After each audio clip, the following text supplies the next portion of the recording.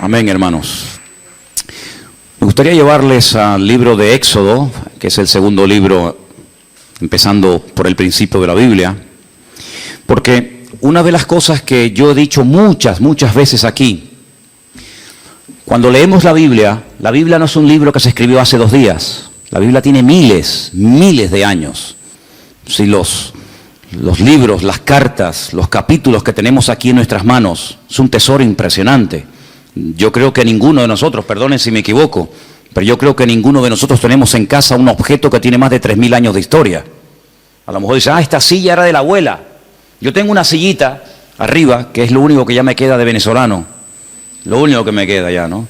Una sillita que cuando yo tenía, pues no sé si eran 3 o 4 años, en aquellos años vivíamos en un sitio que se llamaba San Bernardino, corríjame los venezolanos si me equivoco, después fuimos a vivir a Chacao, aún me acuerdo, ¿no? Pero me acuerdo que mis padres me compraron una sillita pequeñita que estaba forrada como de piel de cabra o de un animal, ya los pelitos se fueron cayendo, y mi abuela, pues le puso un forro nuevo, y puedo decir que esa silla lleva conmigo pues más de 50 años. Pero ¿quién tiene en su casa un objeto de 3.000 años? ¿Usted tiene algo en su casa que tenga 3.000 años de historia? Dice, sí, mi suegra. No, nadie tiene semejante cosa. Pero mire, aquí en nuestras manos tenemos un libro, una colección de libros, mejor dicho, eso es lo que significa Biblia, colección de libros, que tienen centenares, que tienen miles de años. Entonces es un tesoro incalculable, es increíble. Y además en su propio idioma, en su propia lengua, para que usted pueda saber lo que Dios dijo. Lo que Dios manda y lo que Dios no manda. Y una de las cosas que yo he dicho cuando se acerca uno a las páginas de este sagrado libro, la Biblia, es que la gente en aquellos tiempos vivía muy diferente a nosotros. Yo sé que, por ejemplo, hay gente aquí que no cree, les cuesta mucho aceptar que hubo un momento en la historia en el que no existía Internet. Algunos dicen, no, créame, hay un momento en la historia en el que Internet no existía. Tú ponías Google y no existía Google. Tú dices, pero ¿cómo se podía vivir sin Google? Y sin WhatsApp. Algunos le quitan el WhatsApp hoy en día y vamos, se transforma, les da un ataque, algo les pasa, ¿no? Pues hubo una época en la que se vivía sin televisión en color. Y usted dice, ¿cómo era la televisión? ¿En blanco y negro? Y cuando vino la televisión en color, aquello fue una fiesta increíble, ¿se acuerdan? Vivimos durante muchos años sin móviles, sin celulares, como algunos los llaman. He dicho en varias ocasiones que cuando hace muchos años vimos a un señor en las Ramblas con una caja así de grande, que era la batería, y descolgaba el teléfono, nos quedamos así mirando, diciendo, ¿y este de dónde salió?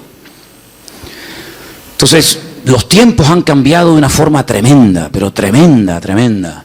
Y en los tiempos de la Biblia, la gente no vivía afanada por llegar a fin de mes, sino la gente vivía pensando en cómo terminar ese día.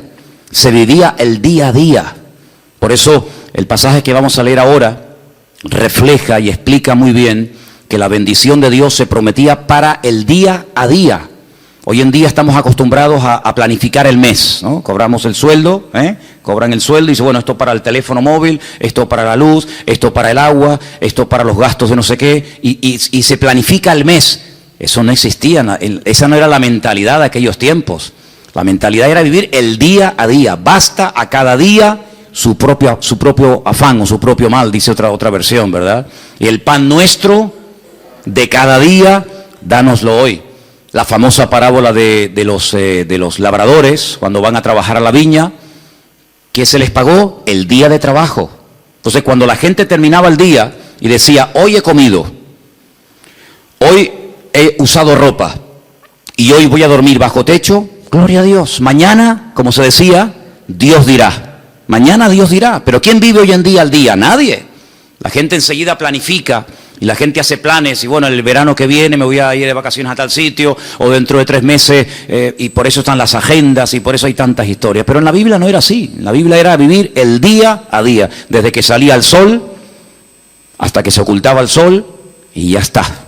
Y hay un pasaje en el Antiguo Testamento, en el libro de Éxodo, capítulo 16, que voy a leer unos versículos para que vean qué interesante esta historia.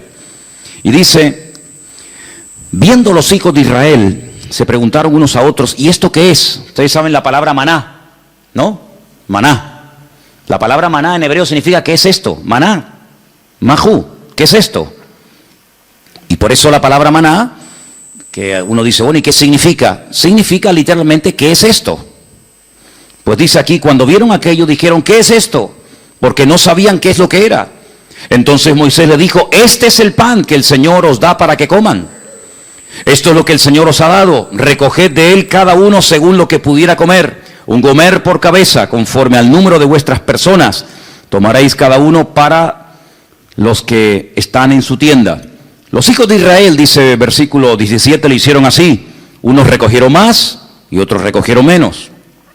Y lo medían por gomer, y no sobró al que había recogido mucho, ni faltó al que había recogido poco.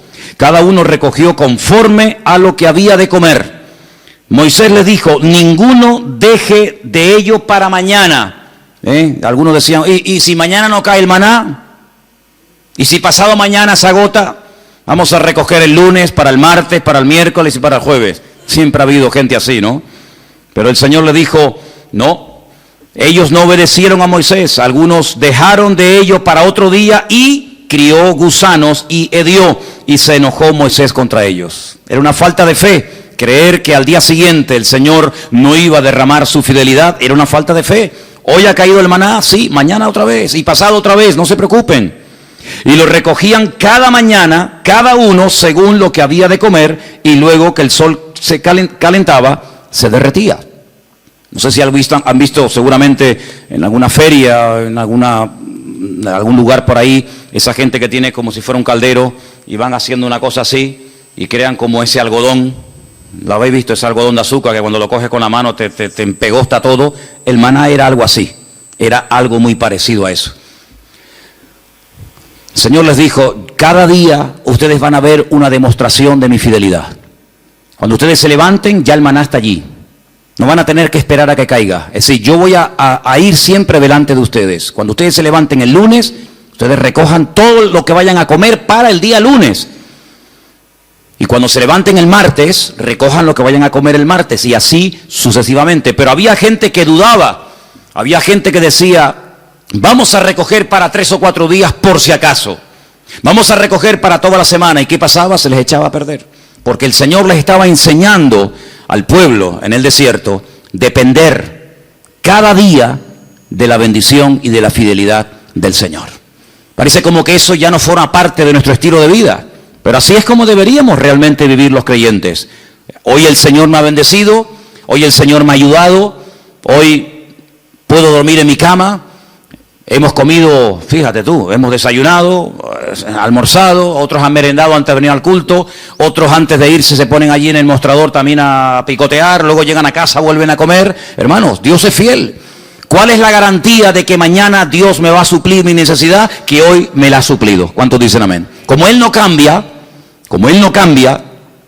si Él hoy ha sido fiel, mañana otra vez volverá a ser fiel. Y yo tengo que fiarme de Dios. Yo tengo que depender del Señor, no de mes a mes, sino como dice la Biblia, el pan nuestro de cada día, dánoslo hoy. ¿Cuántos de los que están aquí hoy han comido? Veo que todos vienen vestidos. Algunos han venido en coche, otros caminando, otros en guagua. Cuando te vayas de aquí, cenarán, dormirán en sus camas. ¿Qué más queremos, hermanos? Dice la palabra de Dios, teniendo sustento y abrigo, estemos contentos con esto. ¿De dónde nace ese afán, ese agobio de venga y más y más? ¿De dónde nace? ¿De la Biblia? No. ¿De una relación sana con Dios? No, Señor. El cristiano sano, el cristiano que tiene una fe sana, completa, una fe coherente, una fe bíblica, no tiene que caer en ese afán, en ese agobio, en ese estrés y la deuda y no sé qué, y esto y lo otro. No, así no vivimos, así no tenemos que vivir los hijos de Dios. Los hijos de Dios tenemos que vivir de cara al mundo, de cara a la galería, con paz, con la tranquilidad de saber que nuestra vida está en las manos del mejor pastor del mundo, porque dice la Biblia, el Señor es nuestro pastor y nada nos faltará. ¿Cuántos dicen amén? Por lo tanto, en el Sermón del Monte, el Señor cuando enseña a orar a su pueblo dice, y el pan nuestro de cada día, dánoslo hoy. ¿Se puede orar por el pan nuestro de cada día? Claro que sí. Pero en ningún momento tenemos que estar preocupados por los próximos 15 días, por la próxima quincena, por el próximo mes. Eso no es bíblico, eso no es bíblico. El Señor quiere que aprendamos a depender de Él, a confiar en Él cada día, sin preocupaciones, sin agobios, sin estrés. Ya sé que esto a lo mejor suena a locura. Ya sé que la gente de la calle, la gente que no tiene a Dios, pues no viven así. Pero es que usted no tiene que imitar al mundo, usted tiene que imitar al Señor Jesucristo y obedecer su palabra. Hay un texto muy interesante que yo lo he leído muchas veces, de hecho no quiero exagerar, pero casi a diario lo leo, y se encuentra en Deuteronomio. Es un pasaje buenísimo, buenísimo, que de vez en cuando pienso yo que deberíamos de leer. Está en Deuteronomio capítulo 8, del versículo 11 en adelante. Es buenísimo este pasaje, de verdad que es una bendición de Dios el poder tener esto en nuestras manos. Dice, cuídate de no olvidarte del Señor tu Dios. Y yo pregunto, ¿y se puede acaso alguien olvidar de Dios? Porque te puedes olvidar, no sé, de las llaves, del móvil. Te puedes olvidar de dónde dejaste el coche. Yo me acuerdo hace años, venía por la calle esta de la iglesia con el casco de la moto en la mano. Y me metía en el bar de aquí al lado a tomar un cortado. Y un hermano, me dice, ¿de dónde vienes? Digo, no, tuve que ir abajo a Santa Cruz a hacer unas cosas. Y me dice, ¿y tú vas por la vida con un casco debajo del brazo? Digo, ¡ay, la moto! Y la dejé en la Plaza de España. Yo me vine desde la Plaza de España hasta aquí con la moto, con el casco de la moto bajo el brazo. Como eso, simplemente mirando el casco, sabes que, mijo, el casco es para usarlo en la moto. Pues me olvidé de la moto. Y un día tuve que llamar al segurita del Carrefour allí en La Laguna, porque para mí es que me habían robado el coche. ¿Y qué va? Me van a robar el coche estaba en otro sitio, pero volví loco a medio centro comercial. Mire, que me robaron el coche, que llame a la policía, que no sé qué, y el coche estaba donde yo lo había dejado, pero yo no me acordaba. Y a veces hemos visto en alguna playa por la megafonía, el niño Pedrito García Rodríguez, con una camisita roja y un pantalón amarillo y unos calcetines verdes. Se ha perdido, por favor. Pero perder a Dios, olvidarse de Dios. ¿Cómo se puede una persona, cómo se puede olvidar un joven, cómo se puede olvidar una familia de Dios? Pues hermanos, parece mentira, pero hay gente que incluso llegaron a servir a Dios y se olvidaron completamente de Él. Y por eso el Señor, sabiendo que somos así los seres humanos, dice en este versículo, cuídate, tengan cuidado de no olvidarse del Señor vuestro Dios, para cumplir sus mandamientos, sus decretos, sus estatutos que yo te ordeno hoy. Versículo 12, no suceda que comas y te sacies y edifiques buenas casas en las que habites, y tus vacas y tus ovejas se aumenten, y la plata y el oro se te multipliquen, y todo lo que tuvieres se aumente, y se enorgullezca tu corazón, y te olvides del Señor tu Dios, que te sacó de la tierra de Egipto, de la casa de servidumbre, que te hizo caminar por un desierto grande y espantoso, lleno de serpientes ardientes y de escorpiones y de sed, donde no había agua, y Él te sacó agua de la roca del pedernal, que te sustentó con maná en el desierto, comida que tus padres no habían conocido, afligiéndote y probándote para a la postre hacerte bien. Y digas en tu corazón, mi poder y mi fuerza, la fuerza de mi mano, me han traído esta riqueza. Dice aquí, acuérdate del Señor tu Dios, porque Él es el que te da el poder para hacer las riquezas. ¿Cuántos dicen amén? Eso es mentira, ¿no? Gente que ha prosperado, gente que le ha ido bien en la vida, que en fin, que han aumentado sus negocios, su patrimonio, etcétera, y se les suba a la cabeza el éxito, y digan, no, es que yo tengo todo esto por mi fuerza, por mi sabiduría, por mi poder. Usted dice, no, a mí eso no me puede pasar. No lo digas, porque como lo diga, a veces al final te va a terminar pasando. El hombre es así, hermanos. El hombre, mientras depende del Señor, se mantiene humilde, se mantiene sometido al Señor, pero como parece que a veces la riqueza o la abundancia se le vuelven en su contra, pueden incluso llegar a olvidarse del Señor, del Creador. Dice, el que te sacó de Egipto, el que cuando eras un esclavo y nadie daba un duro por ti, yo te compré y te saqué de la tierra de esclavitud y te conduje por el desierto y te di agua y te di maná y te di todo lo que necesitaba. Y ahora que llegas a la tierra prometida te olvidas de mí, porque crees que ha sido tu sabiduría, tu fuerza, tu experiencia en la vida la que te ha llevado de la nada a la cumbre, y te equivocas. Ten mucho cuidado y guarda tu corazón, dice la Biblia. Porque soy yo el que te da la sabiduría, soy yo el que te da el poder para hacer las riquezas. Y cuando el Señor le da a uno sabiduría para hacer negocios, y cuando el Señor le da sabiduría para hacer algo, aunque te salga bien el negocio, lo que has comprado, lo que has hecho, no te olvides siempre de darle la gloria y la honra al Señor. ¿Cuántos dicen amén? Así que tengamos cuidado, ¿verdad? Porque son más los que se han perdido, los que se han enfriado y se han apartado de los caminos del Señor en la abundancia que en la escasez. Parece mentira, pero así ha ocurrido muchísimas veces, ¿no? Así que estamos viendo a la luz de la palabra de Dios cómo hay que depender cada día de Él. Ahora, vivimos en un mundo, como dije la semana pasada, rodeado de mentiras y de mentirosos. Esa es la cruda realidad. Vivimos en un mundo en donde los principios y los valores están al revés. Dice la Escritura que llegaría un momento en la historia de la humanidad, y yo creo que ya hemos llegado, en el que a lo malo te lo presentarían como lo bueno. Y lo que es bueno y decente de toda la vida, te lo presentarían como algo malo. Y uno dice, pero ¿cómo puede ser eso?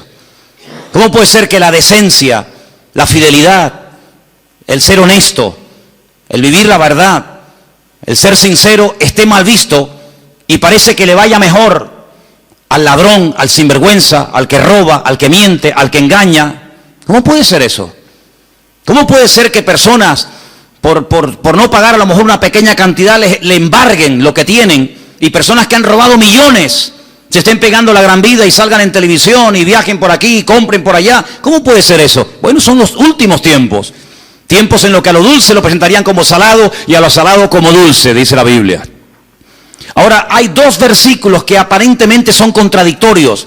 Y curiosamente, tanto uno como otro los escribió la misma persona. Por ejemplo, hay un versículo que todo cristiano, yo creo, no, da igual a la iglesia que asista o a la denominación a la que pertenezca, yo creo que hay un versículo que todos los cristianos se lo saben de memoria. Y si no, vamos a comprobarlo. Juan 3:16. ¿Qué dice? Díganlo fuerte. Uy, no. A ver si me vais a dejar en... Que esto lo están viendo miles de personas ahora mismo en el mundo entero, ¿eh? Decirlo fuerte, a ver qué dice. Porque de tal manera amó Dios al mundo, que ha dado a su Hijo unigénito, para que todo aquel que crea en Él no se pierda, mas tenga vida eterna. ¿Qué dice la Biblia que Dios hizo? Dios amó. ¿A quién? Al mundo. Dígalo fuerte. Dios amó al mundo. Otra vez. Dios amó al mundo. Ahora explíqueme esto. No améis al mundo ni las cosas que están en el mundo. ¿En qué quedamos? Juan 3:16 dice, Dios amó al mundo. Y primera de Juan capítulo 2 verso 15 dice, no améis al mundo ni las cosas que están en el mundo. ¿Cómo es que la Biblia dice que Dios amó al mundo y a mí se me prohíbe amar al mundo? Hay que explicarlo, porque en la Biblia no hay contradicciones. Hay gente que dice, es que la Biblia es un libro lleno de contradicciones. Y yo le digo, cuando usted me muestre una, nos sentamos y hablamos. La Biblia no tiene contradicciones. El problema es que muchas veces no se puede terminar de traducir exactamente, porque nosotros tenemos una sola palabra para la palabra mundo. Como para la palabra amor, tenemos una sola palabra. No hay 4 o 5 palabras para amor. Amor hay una sola palabra, no hay más. En griego hay 3 o 4 palabras y en hebreo ni le cuento. Y en griego, incluso en hebreo, para la palabra tierra, planeta, mundo, etcétera, hay un montón de palabras, y depende a lo que se esté dirigiendo el autor, pues emplea un término o emplea otra, pero en español nada más tenemos una sola palabra, ¿verdad? Cuando estamos leyendo Juan 3:16, dice que de tal manera, de tal magnitud, con tal fuerza, amó Dios al mundo. Ahí está haciendo referencia a la raza humana, al hombre, a la humanidad. De tal manera Dios amó al hombre, a la raza humana, a los hombres, a las mujeres, a los blancos, a los negros, a los ricos, a los pobres, a los africanos, asiáticos, norteamericanos, latinos. De tal manera amó Dios a esa gente, que dio a su Hijo unigénito al mundo, para que lo amaran y lo respetaran y creyeran en Él. Pero cuando vamos a primera de Juan y encontramos otra vez la misma palabra, la palabra mundo, es la palabra cosmos.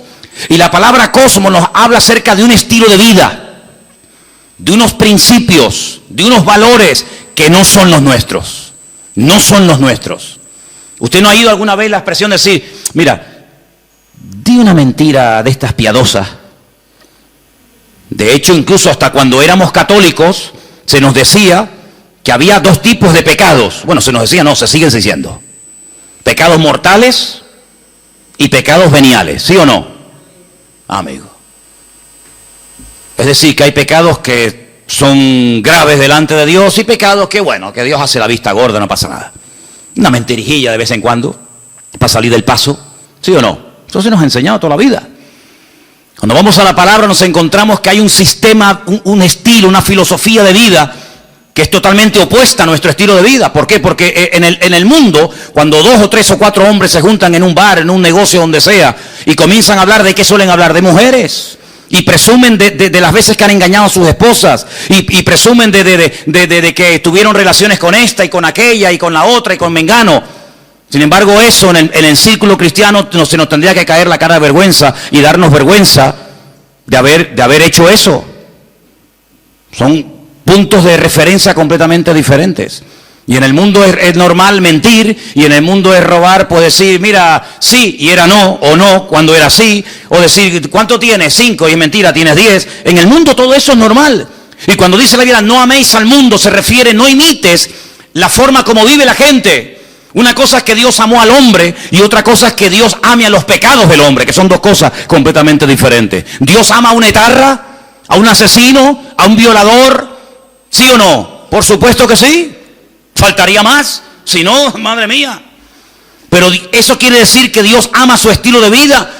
Eso quiere decir que Dios ama la mentira, el engaño, el soborno, el adulterio, la fornicación, la extorsión. No, Señor. Una cosa es que Dios ame a la persona y otra cosa es que Dios acepte y ame y tolere el estilo de vida de esa persona. No nos confundamos.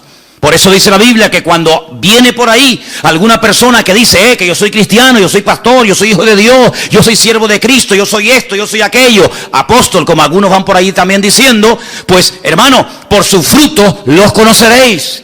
Y por eso dice la Biblia que hay que probar los espíritus, porque no todos los espíritus son de Dios. Y por eso encontramos en la Biblia falsos evangelistas, falsos pastores, falsos maestros, falsos apóstoles, etcétera, etcétera. ¿Por qué? Porque Dios ama a todo el mundo por igual, pero denuncia y no tolera el pecado y el desorden de nadie. ¿Cuántos dicen amén? Entonces no nos confundamos cuando dice que Dios amó al mundo, la raza humana, y cuando nos dice en 1 de Juan, capítulo 2, como hemos leído, que no tenemos que amar al mundo. Porque dicho sea de paso, el texto sigue diciendo, si alguno ama al mundo, es decir, el estilo de vida del mundo, la filosofía del mundo, los principios del mundo, el amor del Padre no está en él. Porque todo lo que hay en el mundo, y lo aglutina de esta forma, los deseos de la carne, los deseos de los ojos, la vanagloria de la vida, no provienen del Padre, sino del mundo. Y el mundo pasa, y sus deseos, pero el que hace la voluntad de Dios permanece para siempre. Si lo que hoy está mal visto, mañana estará bien visto. Y lo que mañana estará bien visto, hoy es un delito, un pecado. Por lo tanto, las modas cambian. Hace años en este país se obligaba a la gente a ir a las plazas públicas a ver cómo se torturaba a personas y cómo se les quemaba vivos y cómo se les crucificaba, y era normal. Y si retrocedemos en el tiempo, la gente pagaba dinero para ir a los coliseos, a los circos romanos, para ver cómo los animales devoraban a mujeres o a niños, mientras ardían como antorchas humanas, y era normal, era totalmente normal. Sin embargo, nos hemos dado cuenta de que cosas que antes eran normales o delitos, hoy en día, pues, han cambiado. Por eso nosotros no tenemos que dejarnos llevar por las modas de este mundo, sino tenemos que dejarnos llevar por los principios y valores eternos del Señor que están en su bendita palabra. ¿Cuántos dicen amén? Así que, amados hermanos, tenemos que partir de la base de que nosotros somos gente diferente, somos gente distinta, y hay algo con lo cual tenemos que estar claros en esto. Y yo les voy a contar parte de mi testimonio, porque creo que puede ser de ayuda a la hora de entender lo que quiero decir. Hay personas que llegaron al conocimiento de la verdad. Hay personas que les nació en su corazón el deseo de buscar a Dios porque empezaron a leer los evangelios o empezaron a leer la Biblia.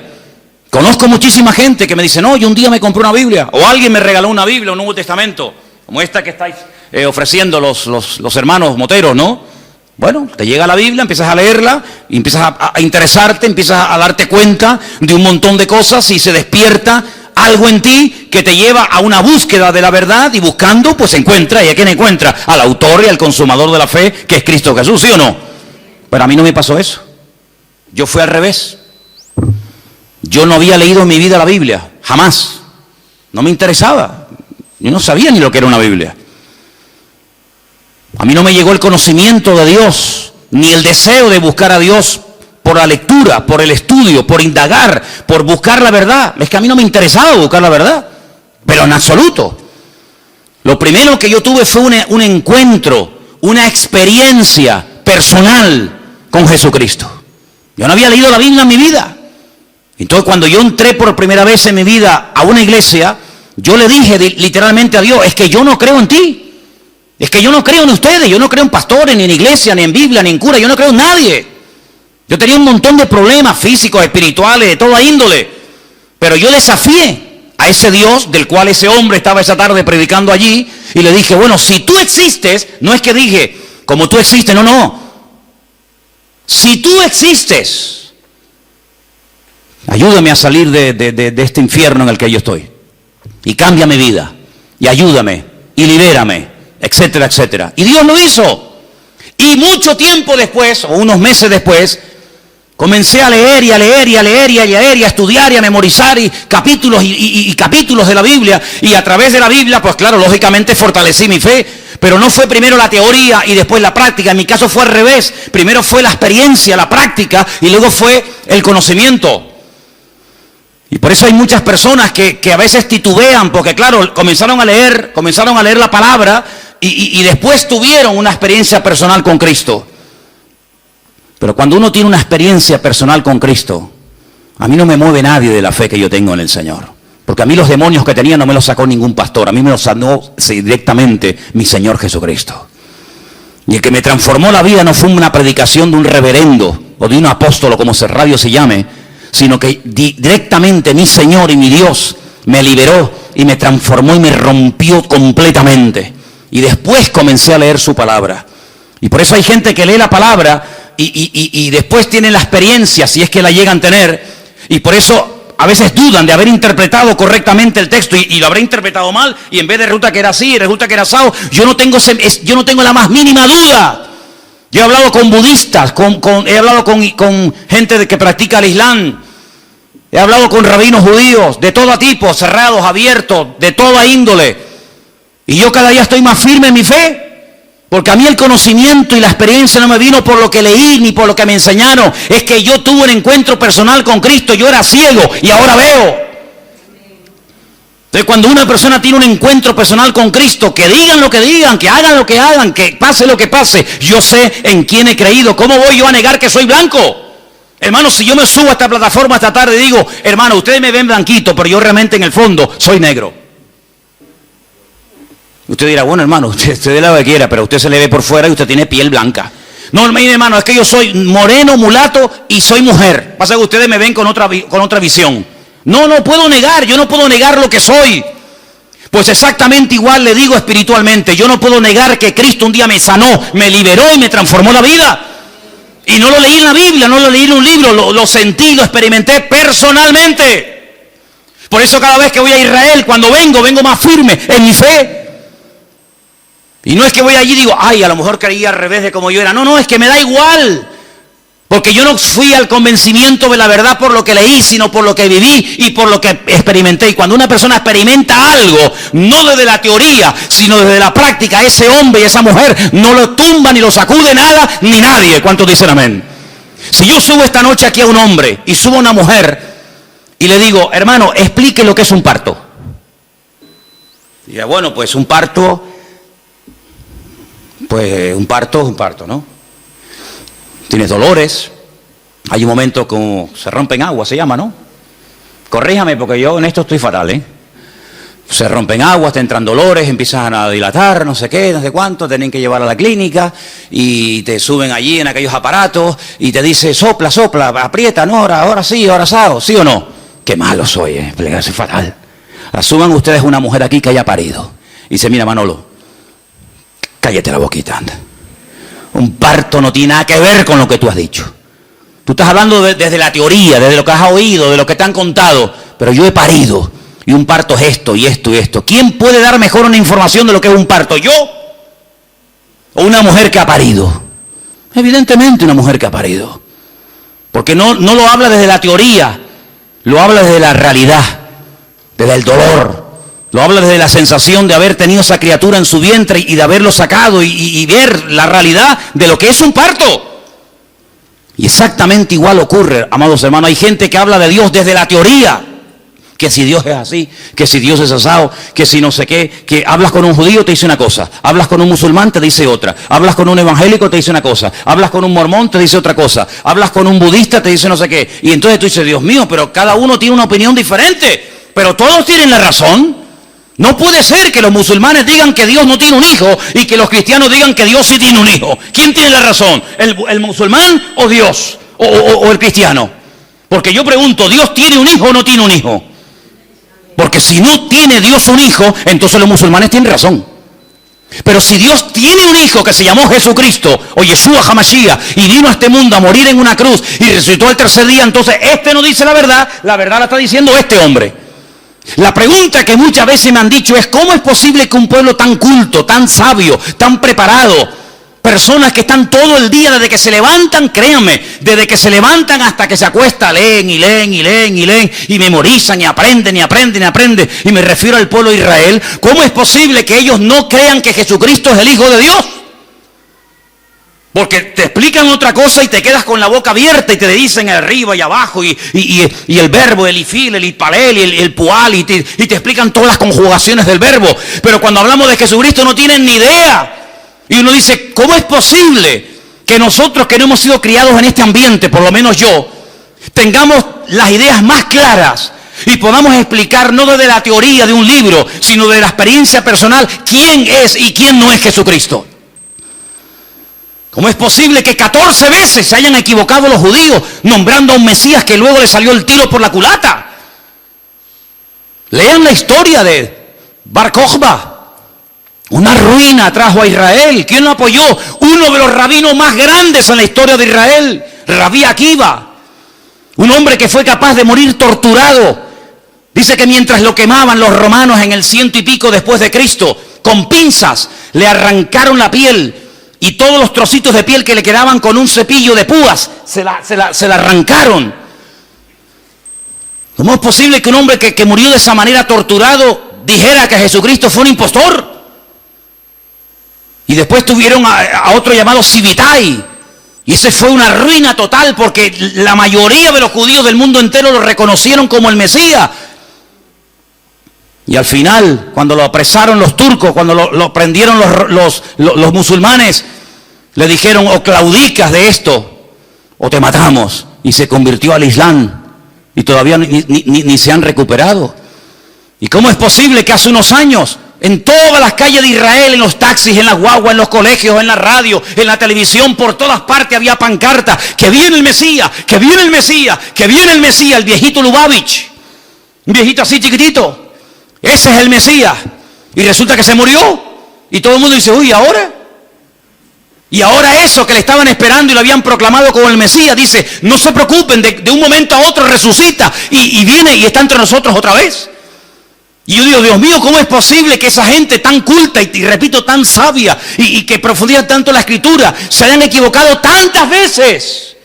No una, ni dos, ni tres, ni cuatro, muchas veces, proclamando a falsos Mesías. Bueno, es que eso está escrito. Eso no es producto de la casualidad. Es que eso ya lo profetizó el Señor en el libro de Isaías capítulo 29. Y quiero leértelo para que veas, es algo impresionante. Que lo que les ha ocurrido estaba escrito, estaba profetizado. Y no nos tiene que sorprender.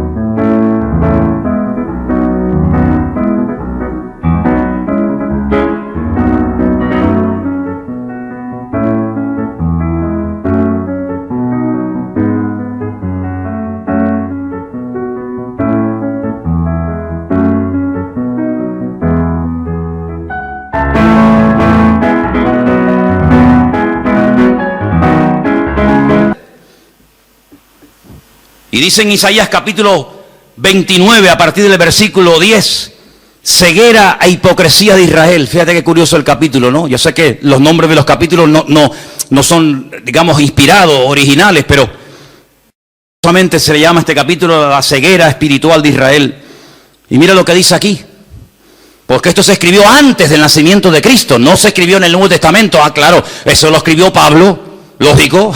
Es normal que Pablo o Pedro o Juan o Santiago o Mateo digan eso. No. Esto lo escribió Isaías antes del nacimiento de Cristo. Cómo él proféticamente recibe la revelación de cómo iba a actuar esa gente. Y dice así: porque el Señor derramó sobre vosotros espíritu de sueño. Esto es un judío hablándole al pueblo de Israel. Dios derramó sobre vosotros espíritu de sueño y cerró los ojos de vuestros profetas y puso velo sobre las cabezas de vuestros videntes. Ah, ahora entiendo. Ahora entendemos, claro. Y os será toda visión como palabras de libro sellado. Por eso leen y leen y leen y leen y memorizan y aprenden y no entienden. El cual si dijere al que sabe leer y le dijeren, lee ahora esto, él dirá, no puedo porque está sellado. Y si se le diera el libro al que no sabe leer, le dicen, lee ahora esto, y él dice, es que no sé leer. Dice pues el Señor, escucha bien la explicación de Dios, estas son las palabras de Dios al pueblo de Israel, porque este pueblo se acerca a mí con su boca y con sus labios me honra, pero su corazón está lejos de mí. Y su temor de mí no es que un mandamiento de hombres, como dice otra versión más cercana al original, un mandamiento enseñado y aprendido de memoria, que les ha sido enseñado. Por tanto, he aquí que nuevamente excitaré yo la admiración de este pueblo con un prodigio grande y espantoso, porque perecerá la sabiduría de sus sabios y se desvanecerá la inteligencia de sus entendidos. Ahora puedes ver cómo un niño en la escuela dominical, un domingo a la tarde, es capaz de ver en Juan capítulo 1, cómo el verbo, que en un principio era Dios, se hace hombre, se humana, se encarna y habita entre nosotros y vemos su gloria. Y no tiene ningún problema en aceptar eso. Y después te encuentras a un hombre que lleva 70, 80 años de su vida leyendo 16 horas por día la Biblia, de por la mañana hasta por la noche, y es incapaz de ver a Cristo en las Escrituras. ¿Por qué? Porque el profeta Isaías dijo, en los últimos tiempos derramaré un espíritu de ceguera en vuestros videntes, en vuestros profetas, en vuestros sabios, de tal manera que van a leer y dice como que no lo puedo leer porque no lo entiendo. Es como si estuviera sellado. Increíble, increíble.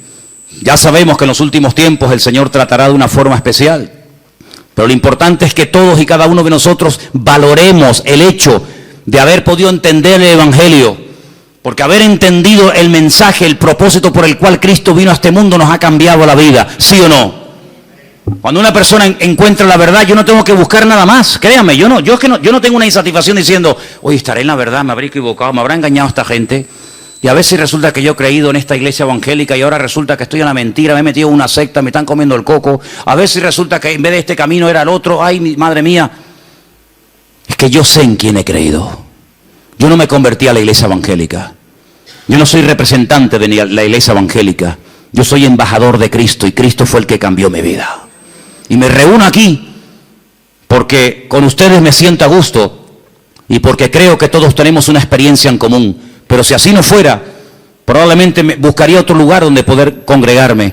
Pero no porque me haya convertido a una iglesia llamada iglesia evangélica. Yo no me he convertido a nadie, ni he cambiado de religión. Yo he pasado de muerte a vida, porque Cristo ha perdonado todos mis pecados y de ahí no me muevo ni a palo. ¿Cuántos dicen amén? Y por eso tenemos que tener bien claro, ahora que se nos está yendo el año, ahora que estamos llegando a la recta final, ¿estás hoy más firme en tu fe que el 1 de enero? ¿Estás hoy más firme, más bien anclado en las cosas del Señor que hace 4 o 5 meses atrás? Espero que sí. ¿Cuántos dicen amén? Quiero leerles un versículo en esta tarde.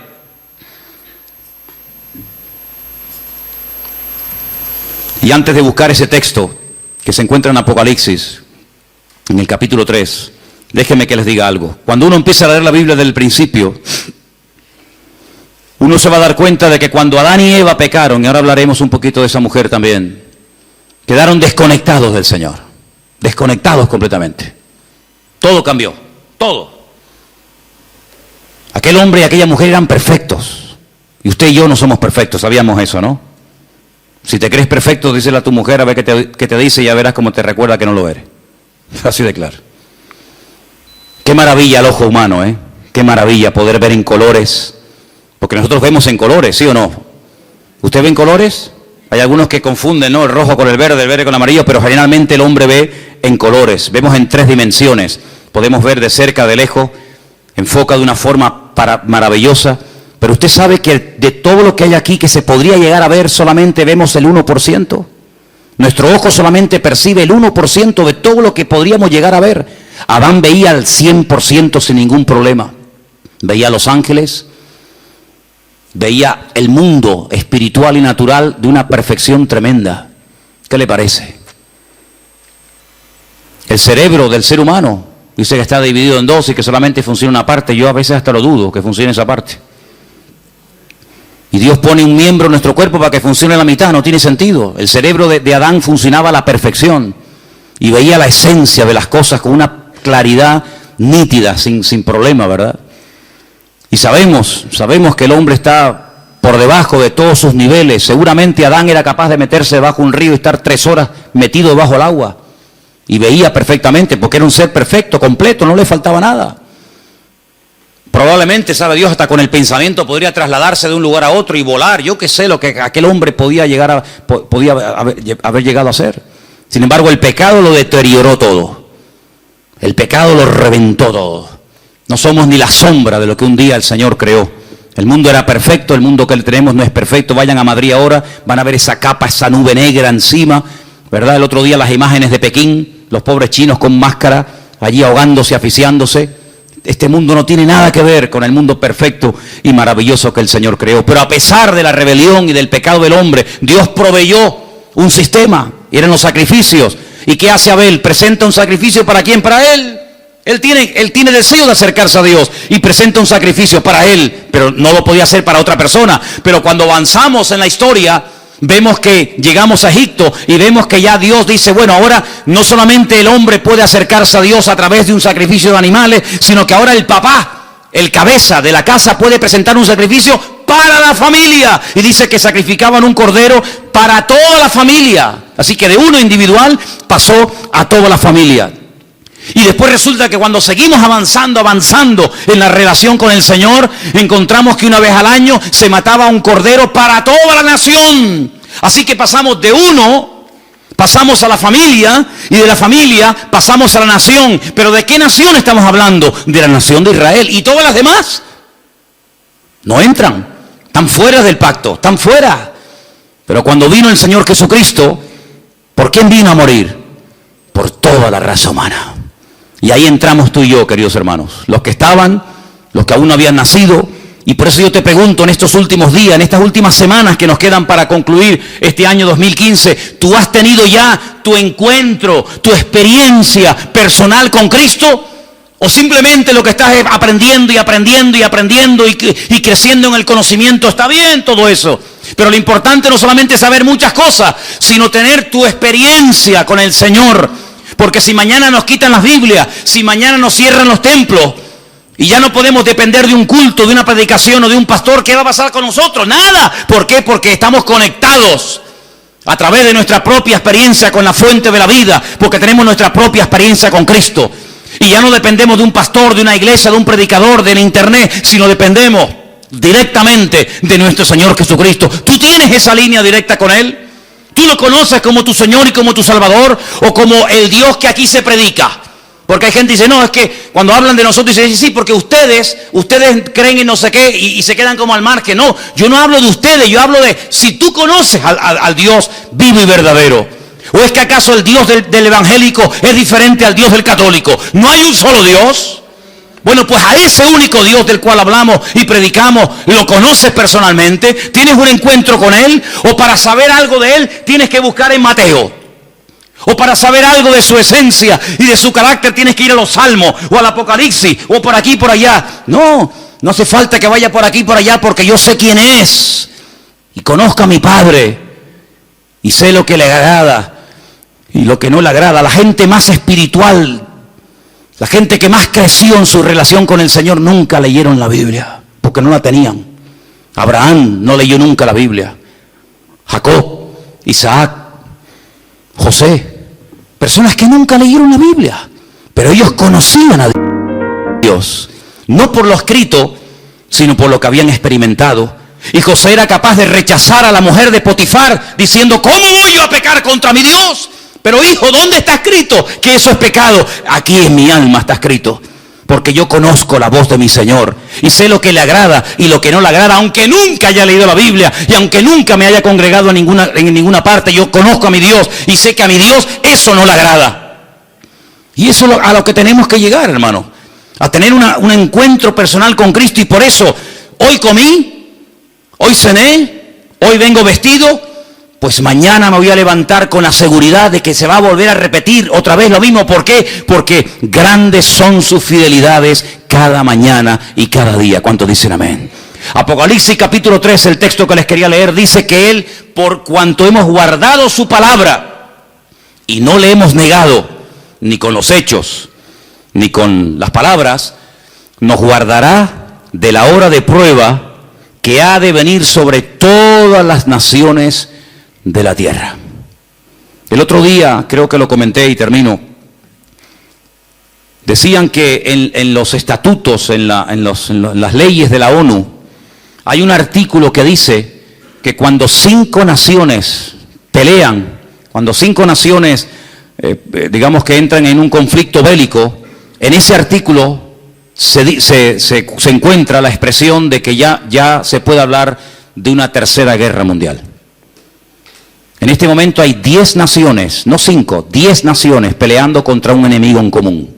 Y por eso ellos dicen que oficialmente ya se puede decir, ya se puede declarar que estamos ya en una tercera guerra mundial, donde Inglaterra, Francia, Estados Unidos, Rusia, Arabia Saudita, etcétera, etcétera, ya han entrado en un conflicto que no tiene marcha atrás. Estamos en la recta final, no solamente del 2015, estamos en la recta final de la historia de la humanidad. Y en estos últimos tiempos, el Señor todavía sigue llamando a los corazones de los seres humanos. En estos últimos tiempos todavía el Señor tiene interés por ti y por mí. Yo no sé qué ha visto en nosotros, pero Dios no va a parar hasta que tú le entregues tu vida y hasta que tú le entregues tu corazón al Señor. Y yo doy gracias a Dios de que Él se ha empeñado en salvarme, de que Él se ha empeñado, está empecinado en transformar mi vida. Claro, uno siempre se escuda, ¿no? No, es que yo soy no sé qué, es que no. Mira, solamente sé una cosa.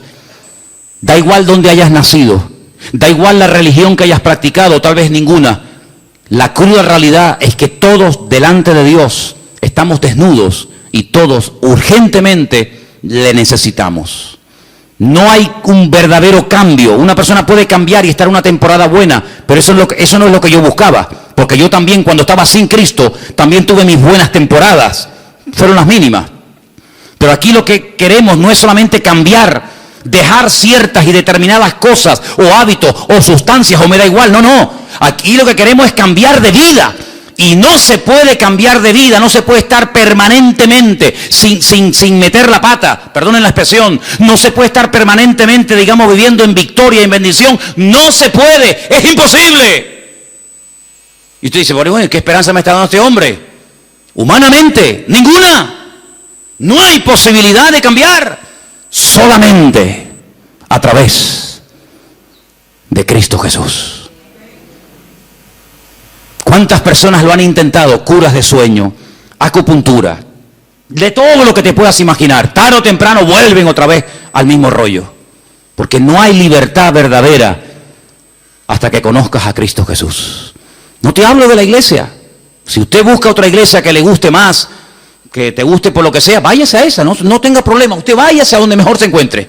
Pero no te olvides que las iglesias no están para cambiar a nadie, sino para decirte quién es el que cambia. Y el que cambia es nuestro Señor Jesucristo. Cierra tus ojos ahí donde estás.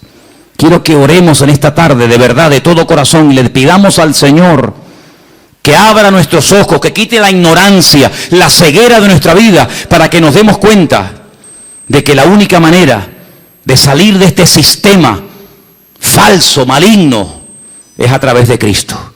Salir de este círculo vicioso, salir de esta rueda que gira y gira y gira y no nos lleva a ninguna parte. La única manera de poder vivir en victoria es a través de Cristo Jesús.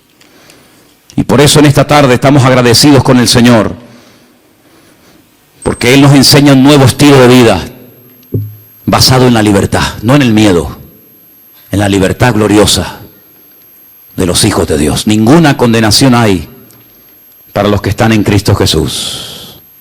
Y por eso en esta tarde queremos acercarnos al Señor con la fe y con la seguridad de que se puede vivir en paz y en victoria si ponemos nuestra confianza en el día a día, en ese Dios que ha prometido ayudarnos todos los días hasta el fin del mundo. Aleluya. Si en esta tarde hay entre nosotros algún hermano, alguna hermana, alguna persona, algún joven, me da igual, que tal vez por primera vez en su vida, fíjate lo que te digo, por primera vez en su vida dice, pues oye, yo quiero entregarle mi vida al Señor. Yo más que fe y confianza en una religión o en una institución, en quien yo quiero tener mi confianza es en el Señor. Porque uno oye cada cosa de los que se dedican a la religión que te quedas con la boca abierta. Pero yo no te hablo de religión, yo te hablo del Señor. Y a mí quien me sacó los demonios y quien me cambió la vida fue mi Señor. No una iglesia ni un pastor. Y yo te hablo de ese Señor que te ama y te quiere liberar y te quiere bendecir. Si tú le quieres entregar tu vida a Él, ahora es el momento y el lugar idóneo para decir, yo le entrego mi vida a Jesucristo. ¿Hay alguien? ¿Quieres levantar tu mano y oro por ti un momentito? ¿Alguien le quiere entregar su vida al Señor por primera vez? Dios te bendiga. Dios te bendiga, valiente. ¿Alguien más? Alguien más que dice, yo también le quiero entregar al Señor mi vida. Y quiero pedirle, Dios le bendiga. Gloria a Dios. ¿Alguien más? Dios le bendiga a ti también. Gloria a Dios. Hay 4 personas esta tarde que han levantado su mano, 5. Bendito Dios. Que le están diciendo al Señor, Señor, yo quiero cambiar de vida. Ahí donde estás, no hace falta ni que te levantes. Yo quiero pedirle a toda la iglesia que me ayude en esta oración. Repitan conmigo, Señor Jesús, en esta tarde te damos gracias porque tú nos has amado y diste tu vida por nosotros. Señor, perdona todos nuestros pecados, transforma nuestra vida. Yo quiero cambiar, yo quiero ser libre de toda atadura y por eso te pido perdón, Señor, y pido que tú entres en mi vida. Quiero ser un hijo tuyo, Señor. Quiero que me liberes, quiero que me salves, Señor, y que me dé fuerzas, Dios mío, dígalo, que me dé fuerzas, Dios mío, para seguirte todos los días de mi vida. Yo acepto a Jesucristo, dígalo conmigo. Yo acepto a Jesucristo. Yo recibo a Jesucristo como mi Señor y como mi Salvador personal. Quiero tener un encuentro, dígalo. Quiero tener una experiencia personal contigo, mi Señor. Ayúdame a partir de hoy a cambiar, a caminar en victoria con la bendición del Señor. Me rindo a ti, dígalo, me rindo a Jesucristo, renuncio al mundo, al pecado y al diablo y confieso que a partir de hoy Jesucristo será mi Señor y mi Rey. Te lo pido con todo mi corazón, en el nombre del Señor Jesús.